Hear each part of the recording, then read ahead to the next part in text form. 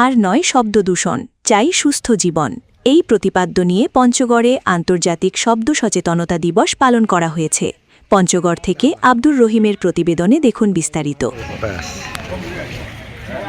এ উপলক্ষে বুধবার ২৯ এপ্রিল সকাল 10:30টায় পঞ্চগড় জেলা প্রশাসকের কার্যালয়ের সামনে জেলা প্রশাসনের সহযোগিতায় ও পঞ্চগড় জেলা পরিবেশ অধিদপ্তরের আয়োজনে একটি বর্ণাঢ্য শোভাযাত্রা বের করা হয়।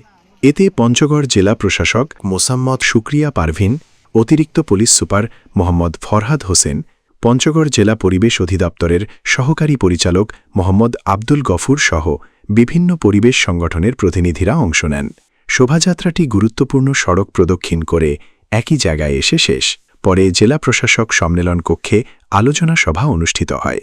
পঞ্চগড় জেলা পরিবেশ অধিদপ্তরের সহকারী পরিচালক মোহাম্মদ আব্দুল গফুরের সভাপতিত্বে বক্তব্য রাখেন জেলা প্রশাসক মোসাম্মদ শুক্রিয়া পারভিন, অতিরিক্ত পুলিশ সুপার মোহাম্মদ ফরহাদ হোসেন, দেশ উন্নয়ন সংস্থার পরিচালক জহিরুল ইসলাম, বাপার পঞ্চগড় জেলা শাখার সাধারণ সম্পাদক আজহারুল ইসলাম জুয়েল সহ প্রমুখ।